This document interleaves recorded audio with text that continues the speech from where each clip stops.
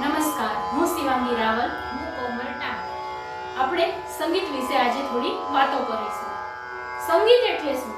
ગીતમ વાદ્ય ચ નૃત્યમ ચ ત્રય સંગીતમ ઉચ્યતે. સંગીતમાં ગાયન, વાદન તથા નૃત્ય આ ત્રણેય કલાઓ સમાવિષ્ટ છે. એમાંથી આપણે આજે ગાયન કરીશું. હવે આપણે રાગ યમન કરીશું. રાગ યમન આરોહ અને અવરોહ.